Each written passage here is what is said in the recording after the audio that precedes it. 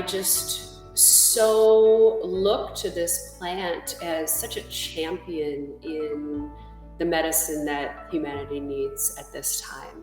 Hello and welcome to the Herbs with Rosalee podcast, a show exploring how herbs heal as medicine, as food, and through nature connection. I'm your host, Rosalee de la Forêt. I created this YouTube channel to share trusted herbal wisdom so that you can get the best results when relying on herbs for your health. I love offering up practical knowledge to help you dive deeper into the world of medicinal plants and seasonal living. Each episode of the Herbs with Rosalee podcast is shared on YouTube as well as your favorite podcast app. Transcripts and recipes for each episode can be found at herbswithrosaleepodcast.com or through the link in the video description. Also in the video description, you'll find other helpful resources. For example, to get my best herbal tips, as well as fun bonuses, be sure to sign up for my weekly herbal newsletter. Okay, grab your cup of tea and let's dive in. If you love falling in love with weedy plants, and I'm guessing you do, then you'll be head over heels for this fun and informative episode with Sunny Savage. I seriously can't wait for amaranth to start popping up in my own garden this spring, and that's something that you don't really hear all that often. For those of you who don't already know her, Sunny Savage is a mother and wild food forager whose life is dedicated to helping people identify, harvest, and prepare invasive plant species through her mobile app, The Savage Kitchen. She is the author of the book Wild Food Plants of Hawaii and hosted the internationally airing wild food cooking television series Hot on the Trail. In addition, she has been a headlining chef at the Taste of Chicago, a TEDx Maui presenter, and served as faculty at the White Earth Tribal and Community College. Sunny earned a master's degree in nutrition focusing on the antioxidants in wild greens. An avid adventurer, Sunny traveled to every continent before her 30th birthday and has learned from plants and people along the way. She has called the island of Maui, Hawaii, home for the last 14 years, but previously adapted to life aboard a sailboat for over 3 years, in an RV for a year, at a research station in Antarctica for a year, and grew up without electricity or running water in the wilds of northern Minnesota. She enjoys distilling her observations of the natural world into storied solutions. You can visit Sunny at sunnysavage.com. Well, welcome to the show, Sunny. I'm just so thrilled to have you here. Stoked to be here, Rosalee. Yeah, I'm really excited for you to share about your path on with the plants because, I just read your bio, which has a lot of interesting things in it, and I know there's even other things missing from that bio of creative endeavors you've done. So I would love to hear more about, from growing up without electricity and running water to travels to just all the ways that you found yourself in love with the plants and what's come of that. Yeah, it's amazing when you start to really put it on a timeline and reflect. I feel like, oh yeah, they've kind of always held me, and there's always been this amazing connection. My mom says that when I was born, the forest was carpeted with trilliums, and trilliums have always been kind of a favorite flower of mine. Yeah, I certainly grew up kind of with a fun, unique scenario in that my parents were hippie back to the landers, and we lived for the first several years without electricity and running water, and then we built our own house, and that means like logging the lumber and the whole thing from A to Z in a community with about 5 other families. We didn't live together, but we all helped each other build houses. And so growing up tapping maple trees and eating wild flowers and berries was just my regular life. But there was an absolute shift that happened for me in kind of my realization of the scope of how much wild food there truly was around us. When I graduated from high school, I went and lived in Antarctica for a year, and I was eating canned and frozen foods and really realizing, oh, my parents did feed me good food. I like to eat good food, real food. And when I returned home, I kind of immediately entered into a nutrition program. And at the same time, my mom had gotten into herbal medicine, and we were making tinctures and salves and herbal hair rinses and identifying plants every weekend for fun. And I remember reading in one of Susan Weed's books that you could eat some of these medicinal plants like the nettles and the violets. And it was really truly my moment where it was like, oh my gosh, I felt very pissed off that nobody had ever told me like how much was really at our fingertips. And it set me on a trajectory, and it really, I'm almost 46. And so since I was 19, it's really been my path, and it's taken me down all sorts of amazing roads on this plant journey. But has been my one true dedication. Hmm.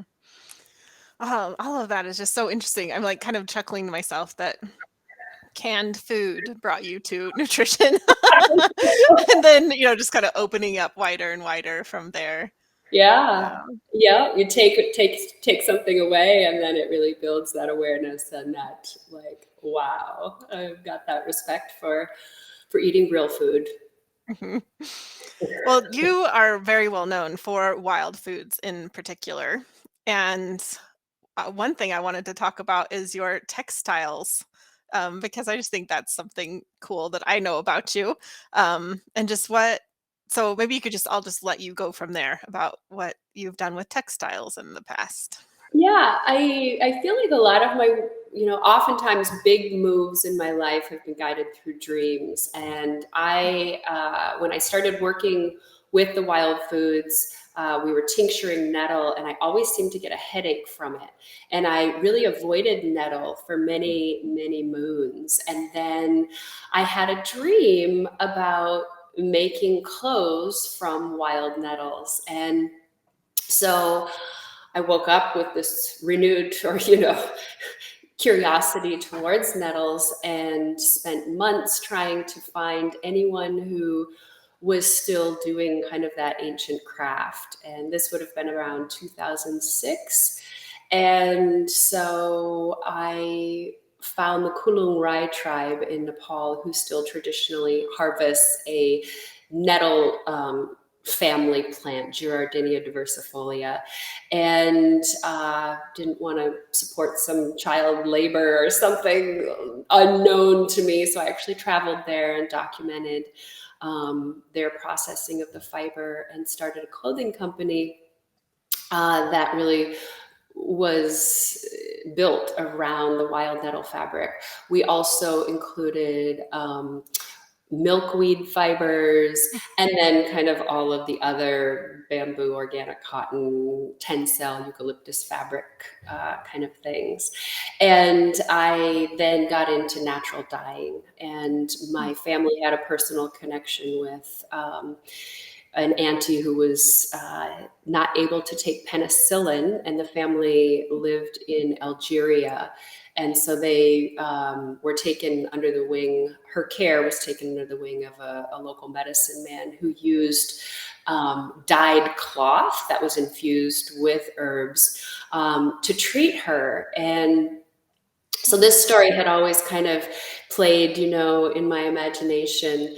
And then I became familiar with Ayurveda in the Ayurvedic tradition, where garments as well as bedding and towels will be kind of prescribed for certain conditions. And so then I got into really kind of this concept of medicinal clothing.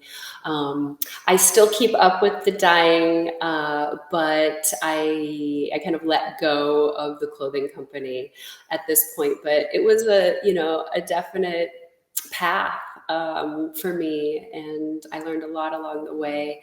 And kind of my thing now is to pretty much everything I wear is from thrift stores. So that's kind of my approach to modern consumerism around the fashion industry.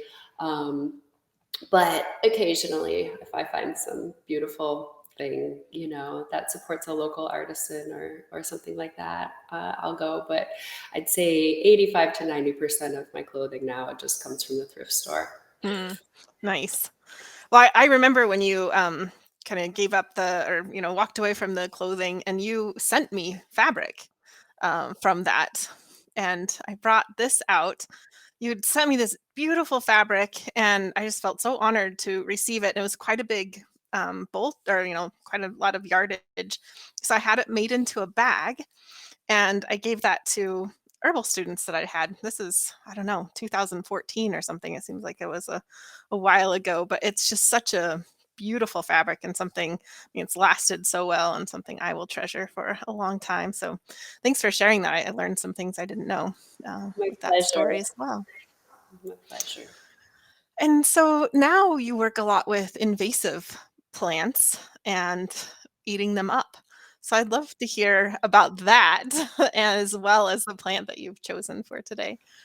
Yeah, I moved to Hawaii 14 years ago. I was hosting a wild food television show, a wild food cooking show. We came here to film, and I ended up staying. And I kind of immediately felt like a fish out of water. Oh my goodness, living in the subtropics, tropics was totally new to me, and it took me some time to learn some things. And then I slipped into my teaching mode of sharing information about plants, and kind of quickly realized that when you live on an island, sharing plants that aren't as abundantly resourced is unwise. And so I shifted to, keeping the knowledge alive around the biodiversity that we have, but really in a kind of outwardly focused teaching about invasive species. And Hawaii is oftentimes called the invasive species capital of the world. We just have such high rates of endemism, and that means that they are plants or animals, insects, fungi, whatever, that are found here and nowhere else on the planet. So everybody loves Hawaii, but then there's this extra layer of it really truly is a unique place, ecosystems wise. And so we have many invasive species that what I really realized there was such this need within the culture of people living here to grieve the incredible loss of biodiversity that's happening. But in that grief, or unacknowledged grief, or nowhere to put the grief, a lot of large-scale grants are put in place to eradicate invasive species. And so there's a very high chemical use and negativity around invasives here that is amplified because of that. And that really didn't feel right to me either. And so I've been in a sometimes unpopular position of kind of trying to change the story around invasives, and mostly just through advocating their use of eat the invasives. And sure, it might not be realistic that we're going to eat everything, but we're certainly going to put a damper on increased seed dispersal, and we are shaping our environment. So through time, we start to have this practice, we start to really build them into our lives, that they we'll have an ear for them. We'll have an understanding of how to be in relationship with them in a more balanced way. So yeah, so most of my work now focuses pretty extensively, not exclusively, but almost exclusively on the promotion of eating edible invasive species. And I'm guessing the amaranth is a prolific one there.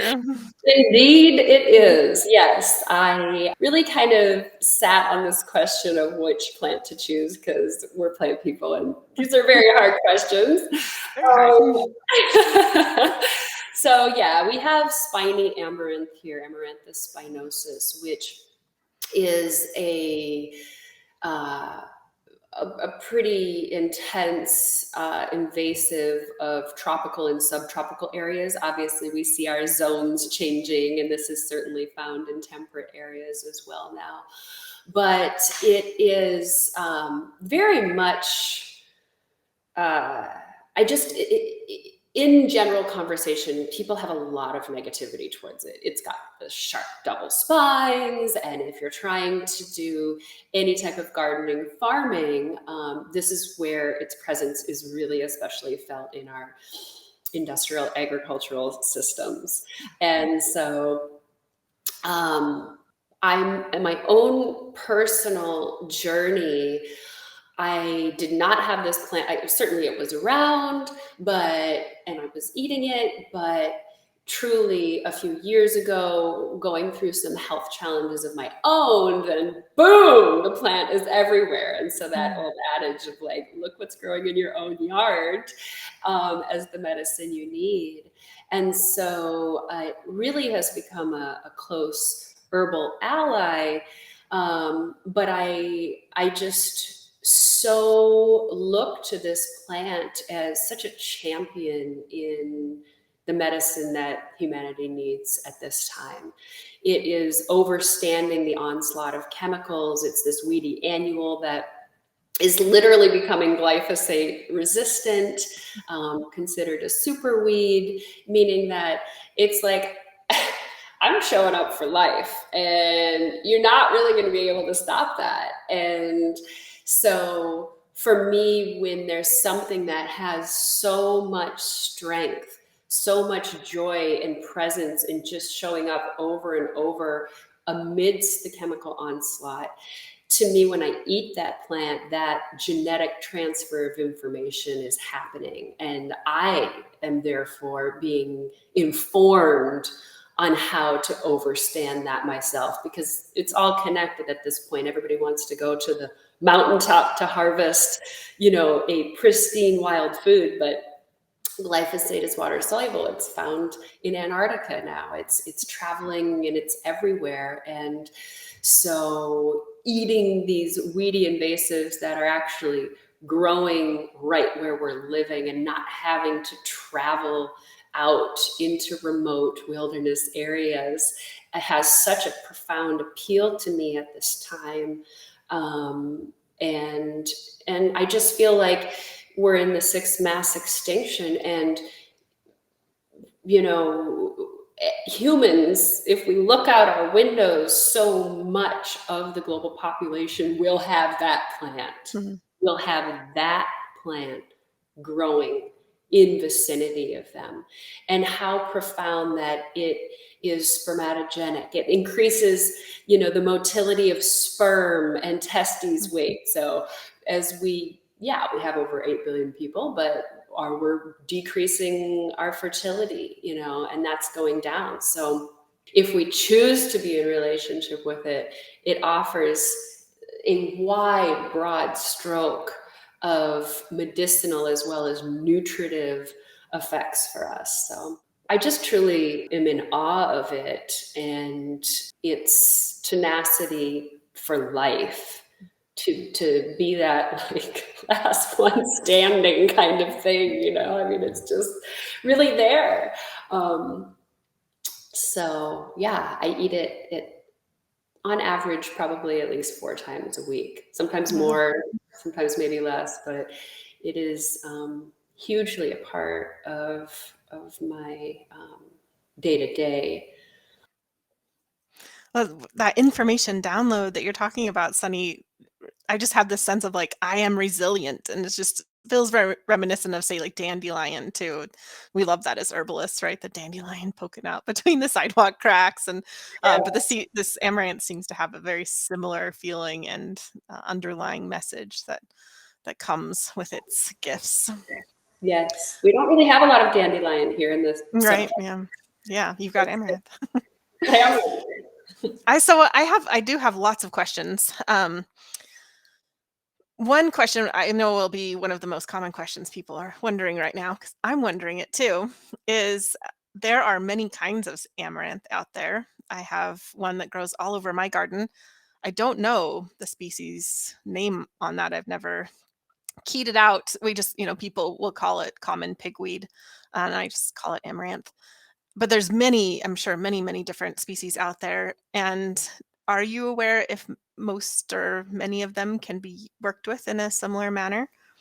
Yeah, I guess I can say with confidence that there are no toxic amaranths. It doesn't mean that all of them are necessarily edible. There are some with kind of some small, rougher leaves, like the one endemic amaranth that we find in Hawaii, but it's only on one island in the Northwest Island chain, which is 250, over 250 islands off of the mainly inhabited Hawaiian Islands. So anyways, just to say that if you're specifically in Hawaii, we have 7 to 9 documented wild amaranths. All of them are edible. So there are some key takeaway pieces for identifying an amaranth, but as far as getting down to the specific species, not as necessary. So once you open that up into the wider world, I can't say with confidence as much, but it's a pretty safe one, Rosalee. It's a pretty safe one. And it's very abundant around the globe. So yeah, most people will be like, oh yeah, I have an amaranth growing around in my zone. So yeah. Wonderful. We'll put up some images of amaranth for those people watching on the video. And I have to be honest, I don't feel bad that our local species doesn't have spines. Um, but I'm wondering if you could give some basic identification tips for amaranth in general.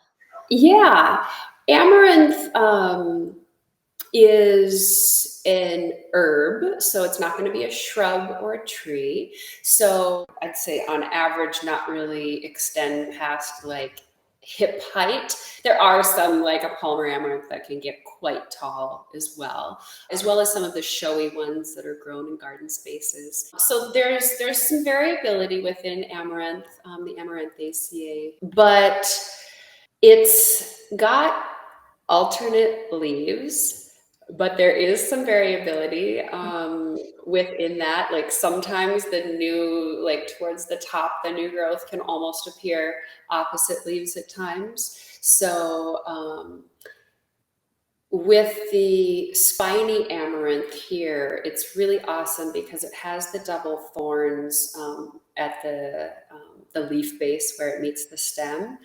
But the leaf petiole is very long. So that's the leaf stem. So even though there are those spines, you don't usually have to get your hand in super close. So they're pretty easy to just kind of pluck the leaves off of. How Um, considerate. it's quite considerate indeed. The amaranth has a not almost unidentifiable flowers. The flowers are very small, but the seed heads, it's kind of a, well, for those who are watching Oh, online, you can see how it has this top like this. And this is just so typical of the amaranth, the look and shape. And it's not just one cluster, it can also be from the end of each of those stems. But yeah, it's got the alternate branching. It has, it's dioecious, like it has the flowers both here at the leaf base as well as at the top. So you have both the male and the female together, so you can see that. I find that especially in the ones in Hawaii, when you go to the tip of the leaf, this isn't a super great example, but there's a little notch at yeah. it doesn't come to an exact point. Sometimes it's really obvious, sometimes it's not as obvious, but there's a little notch where it doesn't go to a point, it goes like that. It's always going to be a little wider towards the bottom of the leaf versus out towards the non-point. And not always, but sometimes there will be kind of a red veining to either the leaves or the stems, which comes from a powerful antioxidant called betalains, which is the same thing that you find in beets. Not always, but sometimes you find a chevron shape. That's the mark of the goddess before the petrochemical company took over the symbol. And so that's just kind of a V shape, an inverted V shape. So as you can see, I'm saying several things that are like, oh, sometimes, but not always. So I'd say that the flower head at the top is such a great identifier for our amaranths. Yeah, and the alternate leaves. I'm trying to think what else. I think you've covered it very well. It gives a great sense. Yeah. Well, now my next question is, why would you want to eat amaranth? You say you eat it maybe 4 times a week. Oh, oh, oh, oh. I'm especially thinking of like all these gardeners who, I mean, this is a strong word, but people hate this plant. People hate amaranth. When people call it pigweed, it's like with detest, they do not like it. Absolutely. Absolutely. If they only knew. They only- Well, spiny amaranth in particular can meet up to 87% of the human nutritional needs from one plant. So that's eating the seeds, the leaves. That was the only thing used in the analysis. I eat the roots as well. But we're talking something that for a wild green person, like for example, has a lot of protein, carbohydrate, fiber. Of course, like any wild green, you have this beautiful array of micronutrients, which are so often lacking in cultivated plants. Even organically grown, conventional crops are grown only with 3 main fertilizers. So our wild foods in general are, very high in the micronutrients, those minerals and vitamins. The amaranth is especially high in iron. Of course, magnesium, the low-hanging fruit, which you probably are aware that upwards of 70% of Americans are deficient in magnesium. So it is, yeah, I mean, did I mention up to 87% of your nutritional needs from one plant? I mean, that's not a small number. So really, truly profound, nutritive, deeply nourishing to the body. The leaves have been found to have more chlorophyll in them than a supplement that you would buy at a health food store. So that deep chlorophyll rejuvenation, obviously, for the blood building, strengthening, where the plant originates from in Mesoamerica. So the Aztec, I mean, the plant is good. It was banned in 1519 by the Catholic Church. So that tells you something right there. The conquistadores saw how valuable it was as a food, as well as part of the spiritual practices for the Aztec people, along with Maya, extending north to Tohono Hopi, down in the south to Incan. And, our archaeological records showing its use for over 10,000 years. So the reason that I'm eating it is because it connects me to a deep lineage of ancestry. It is meeting a massive quantity of, ticking lots of boxes on my nutritional needs it's got that genetic transfer of information that is informing me about the ecosystem that I live in. You know, it's on the front lines adapting to climate change and pathogens in the ecosystem. It really has such a broad stroke for cardioprotective, neuroprotective. I feel it's absolutely underutilized in the kind of modern herbal apothecary. It's a powerful analgesic. I mean, our number one thing that we reach for over the counter at a pharmacy is going to be your Tylenol, ibuprofen. And here you have a lot of research showing in a dose-dependent manner that the amaranth is an analgesic, is a pain medicine, definitely an anti-diabetic medicine. It just is covering a lot of things. Anti-cancer. So I'm eating it because it brings me joy. I'm bringing it because it brings me a deep sense of satisfaction. I feel my body resonating with it. It's mild. It's just, it has a little bit more depth of flavor than a spinach, but I would consider it a mild green.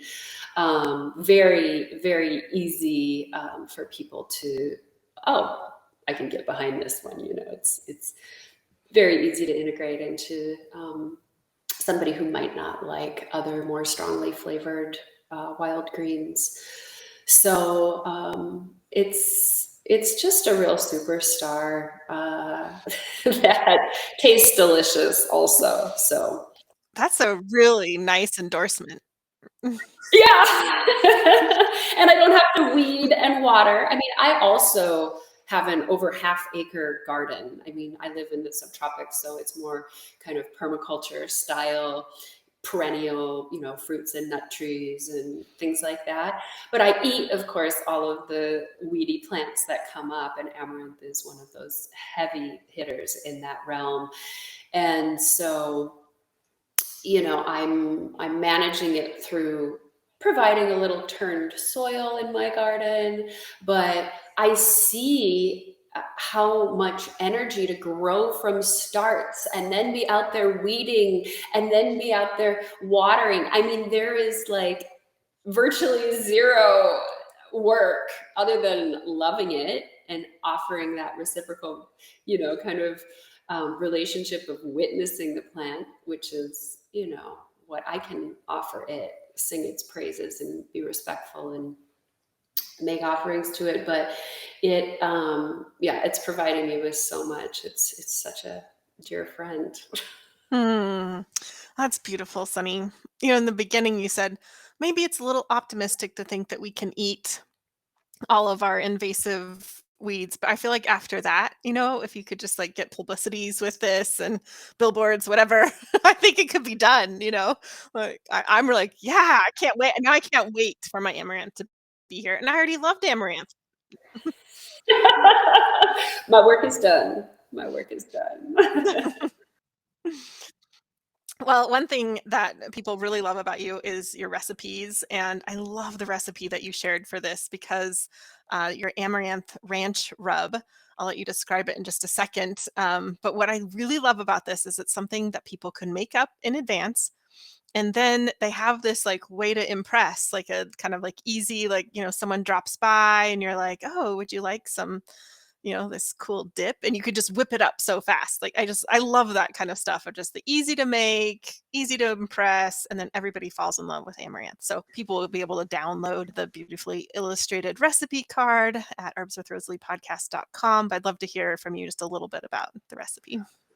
Yeah, the Amaranth Ranch Rub is really inspired by my friend Chef Rob, who I worked with for about a year and a half. We did some like 13-course wild food dinners together, and I had a food truck that he worked on there with me for a while. So he was really the like instigator on this recipe, and it truly is such an easy thing. You can make up a large batch of it, and then you can so basically, just to give like a little preamble, in that you're just dehydrating these wild greens and you're using your hands to kind of crumble them instead of powder them, and then you're adding to a powdered milk or a powdered goat milk, along with dehydrated dill and garlic and onion powder. It's very simple, but it really truly does taste like your little like sachets of powdered ranch rub that you buy at the store.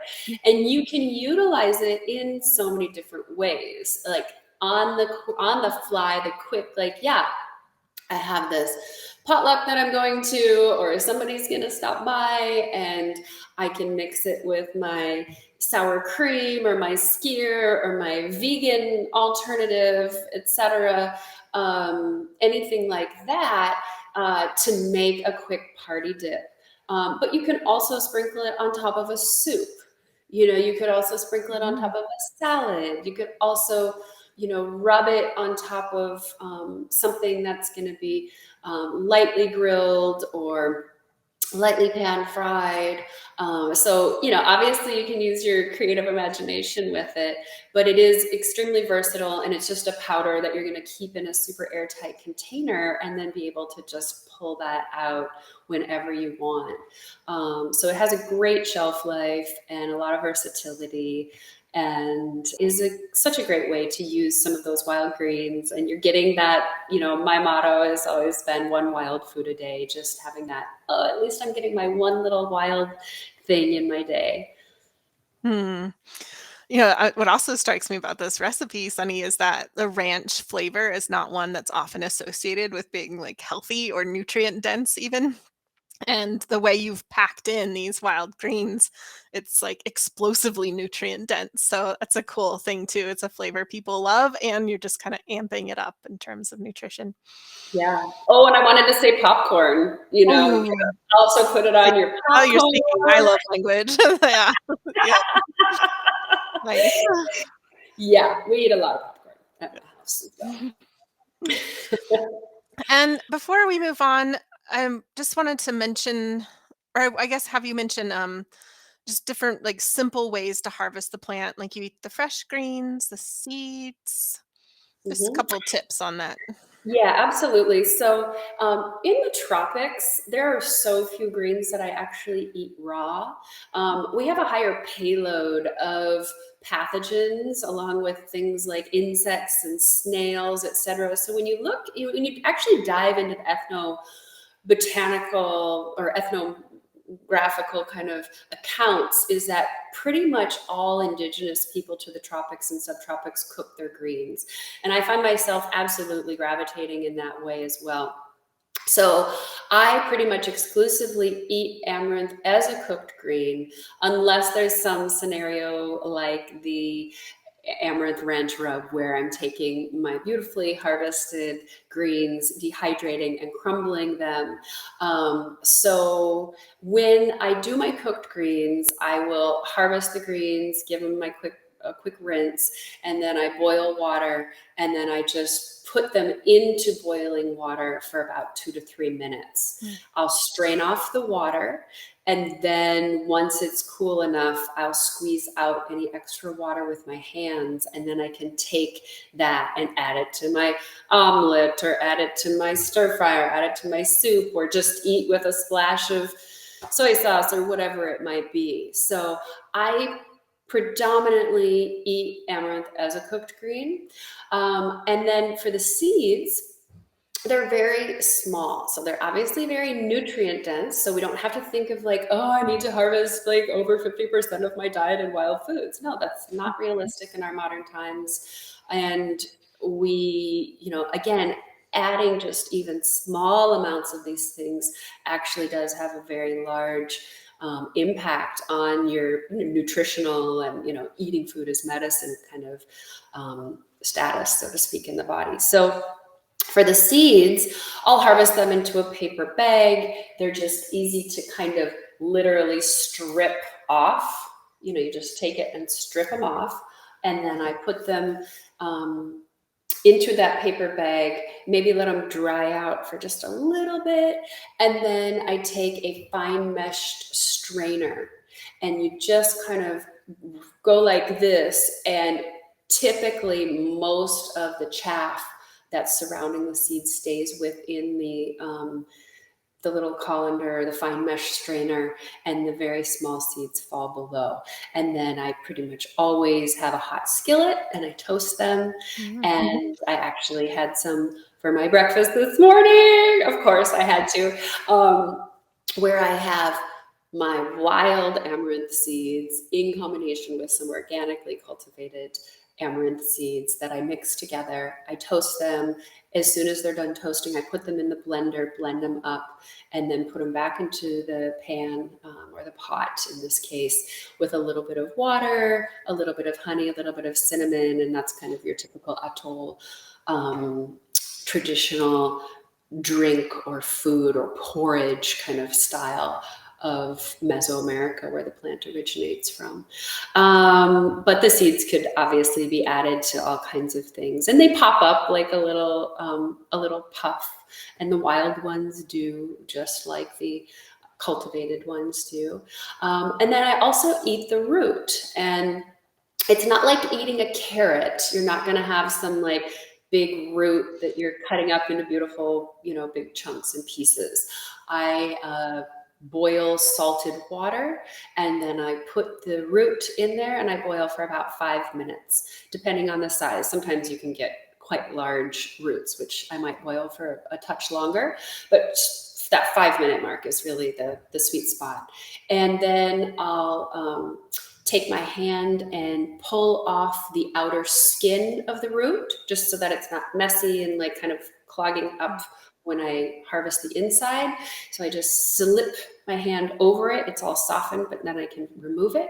Then I cut it open and I use like the back of a spoon to scrape out kind of all the innards. So there's fibers in there, and then there's kind of the innards. There's like a flesh, and I'll include that in there as well. So yeah, I eat all parts except for the stems and spines.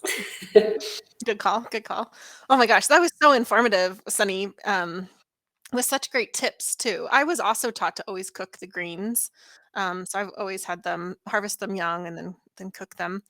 And then the only time I've worked with the seeds was I was in, wild foods class, so it was 20 years ago. And we were trying to harvest enough to like have enough for all of us to enjoy. And so it was a bit of work. They are very plentiful and generous, but they are, as you mentioned, very tiny. So I love your suggestion of like, instead of thinking like getting all the seeds for your breakfast, but mixing them with other amaranth or using them in other ways. So it makes it more doable. So you can just enjoy what there is and it doesn't have to be a chore, which in my mind until today, I thought, oh, amaranth seeds, that's nice. But that's quite the chore that now I'm excited. Um, yeah, so that's wonderful, and I've never eaten the root, so now I'm excited to try that as well. So Yeah, I like it. It's a real like mineral rich, earthy, milky kind of flavor. hmm. Yeah, and I had an old Filipino man when I first moved to the island. I was waiting to get my oil changed, and there in the parking lot was a bunch of spiny amaranth. And he told me that they make a liniment out of the root and rub it on for pain. So there we have another little tie-in with it being used as pain medicine. So anyways, yeah, yeah, yeah, great wild edible, very abundant. And yeah, yeah. And actually with the spiny amaranth, I'll eat tender young greens, but unlike so many other amaranth, actually I typically harvest the older leaves because they'll be like that big. They get huge. So I'll wait until they get really big. And so the spiny amaranth in particular, it's not so much the tender green from the continent, from North America, that I was so used to harvesting a little bit on the younger side, even with the meristems. Well, this has been so informative. I'm excited about amaranth, and I'm really excited about other people getting excited about amaranth too, because it is one you just want to see more love for. So, thank you so much for that. I'm really excited to hear about projects that you have going on right now, especially your app. Yeah, I have a mobile app that is called Savage Kitchen, and it has a little purple icon with a star sunburst kind of icon. And it's free in both the App Store as well as the Google Play Store. And I developed it to really assist people in identification, um, finding locations of, and eating detailed information on processing. And there's hundreds of recipes in there for some of the most abundant edible invasives that we have in Hawaii.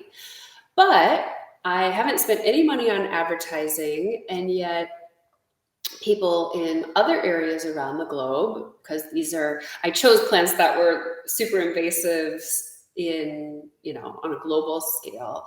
And so we have people in 64 countries now that have downloaded the app, and over 10,000 people.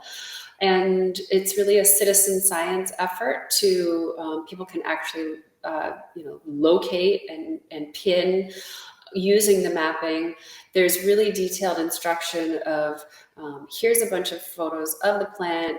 Here are some common lookalikes, at least from the Hawaii perspective. There's infographics on how not to spread them further. There's videos, there's quizzes, there's interactive quizzes. So you can ooh, am I really ready to go and eat this thing?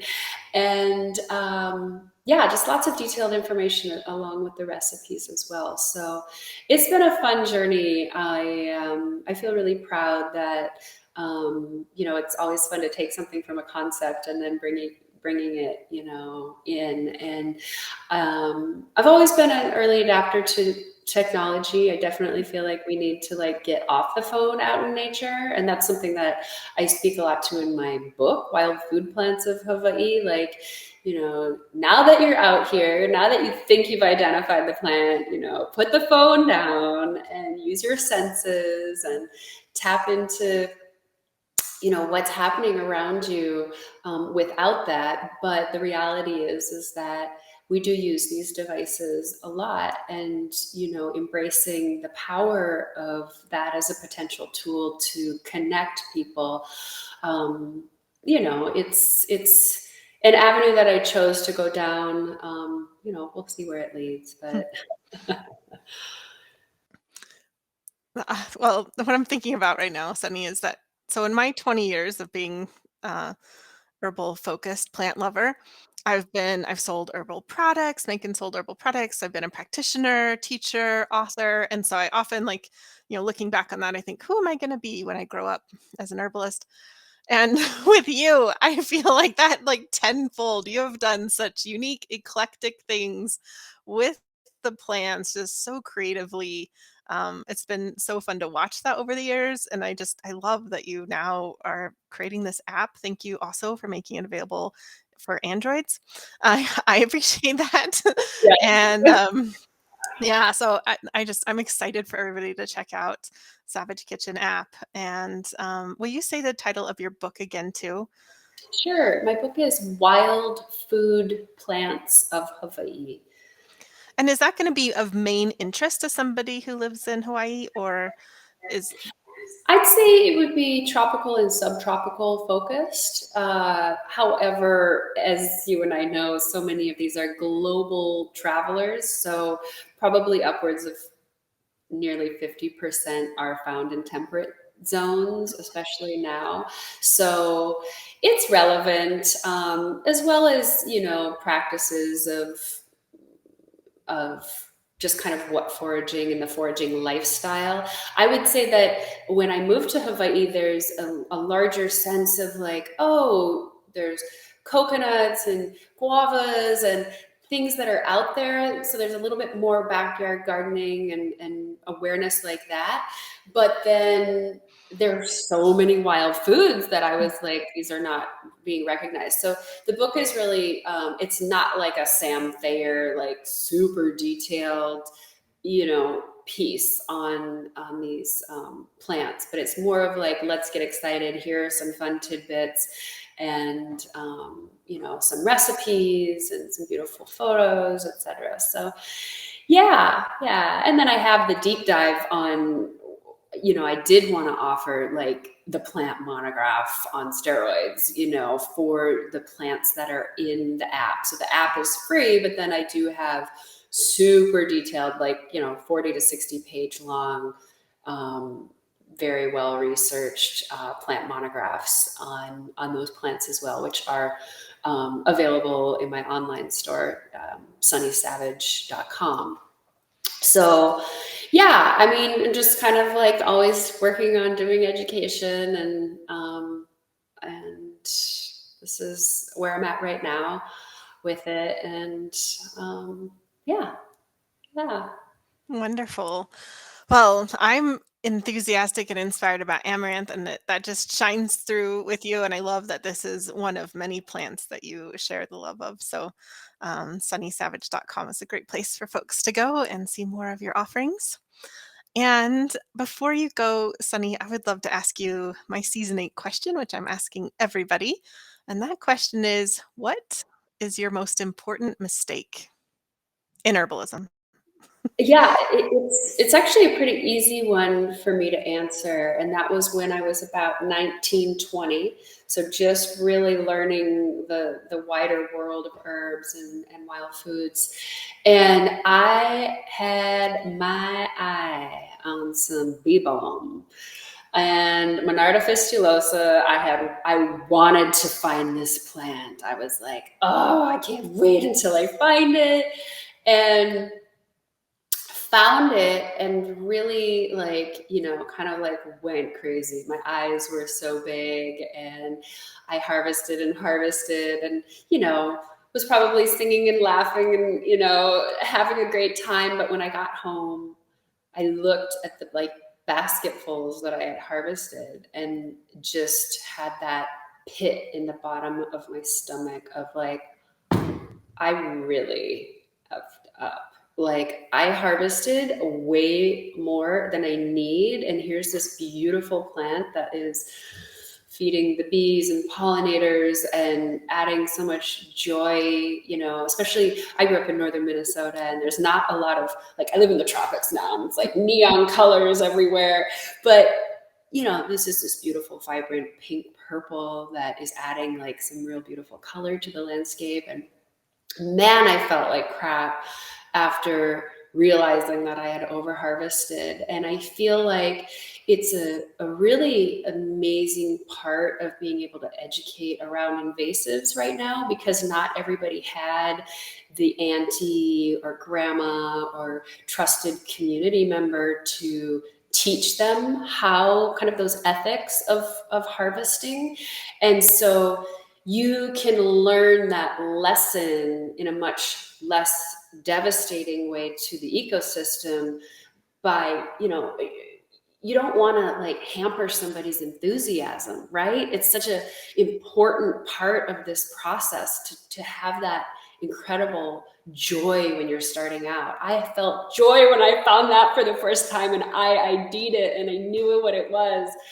And but the hard reality of syncing up what you're out there and in the moment to harvest with how much time when you get home it takes to process something, and how much you're actually going to use, I feel like is like, you really can have somebody tell you that over and over, but you kind of have to connect those dots for yourself, because everybody's needs are different and how much they're actually going to use.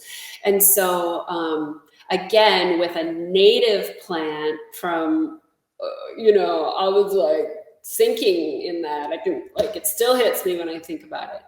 But I learned that lesson from that.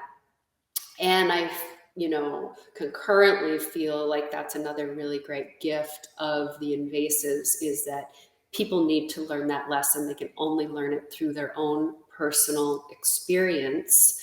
And invasives are, such the great entree for the noobs out there. Oh, Sunny, this is such an important mistake. I'm so glad you shared this because, like you said, you can read that, don't harvest too much, have a plan, think about the energy it takes once you get home. You could, like you said, you could read that over and over and it could not sink in.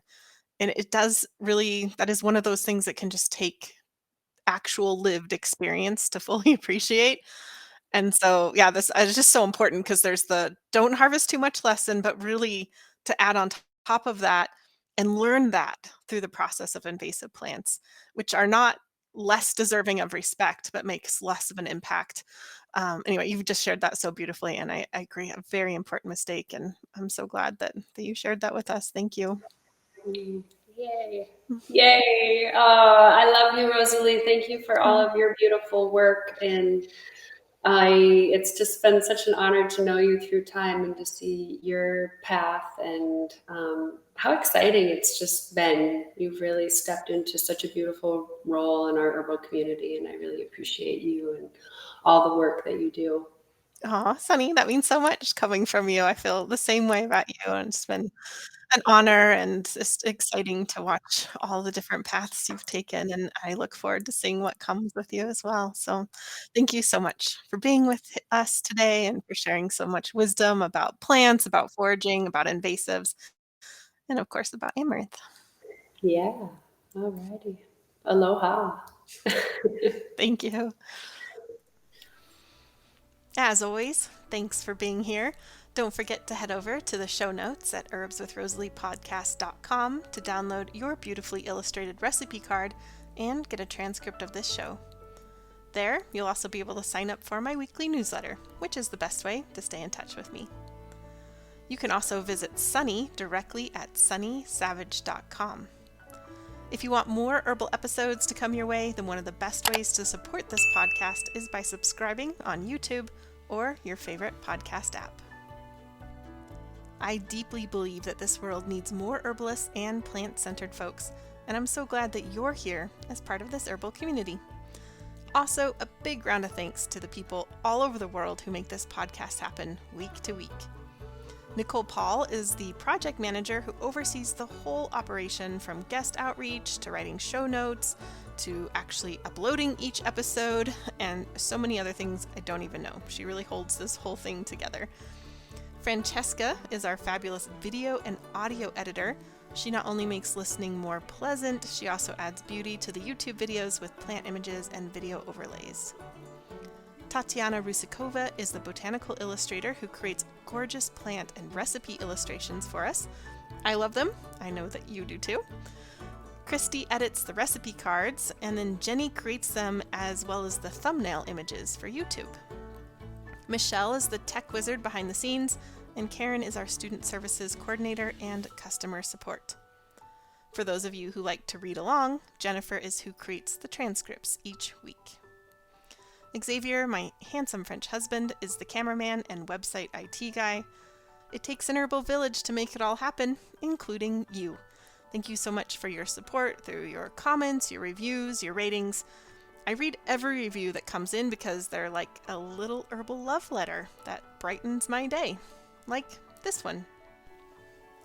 Q Bonnie wrote, "Rosalee, I just found your podcast and listened to them on my ride down and back from Florida.